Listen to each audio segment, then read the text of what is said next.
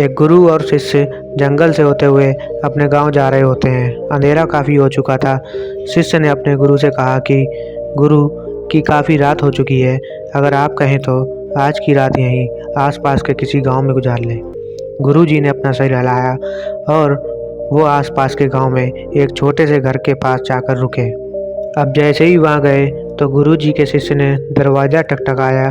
उस घर से एक गरीब आदमी बाहर आया तो गुरु जी ने बोला, हम अपने गांव जा रहे थे, लेकिन काफ़ी रात होने की वजह से हमने इसी गांव में रुकने को सोचा। क्या हम आज रात आपके यहाँ रुक सकते हैं?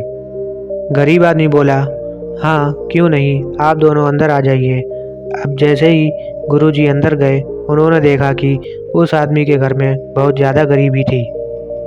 गुरुजी ने उससे पूछा कि आप क्या काम करते हो? वह गरीब आदमी बोला कि मेरे पास बहुत सारी ज़मीन है।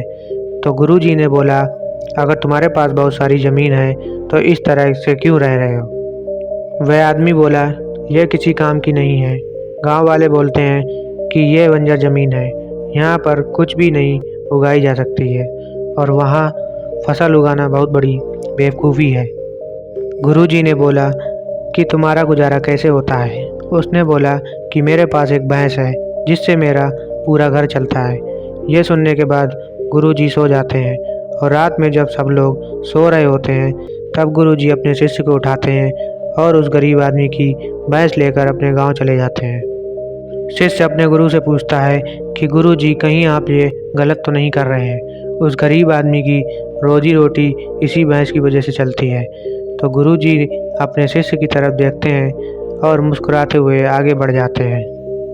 उस बात को तकरीबन 10 साल गुजर जाती है और जो गुरु का शिष्य था वह बहुत बड़ा गुरु बन चुका था। तो एक दिन उन्हें उस गरीब आदमी की याद आती है कि मेरे गुरु ने उस आदमी के साथ अच्छा नहीं किया था, मुझे एक बार चलकर देखना चाहिए कि वह आदमी अब किस परिस्थिति में है।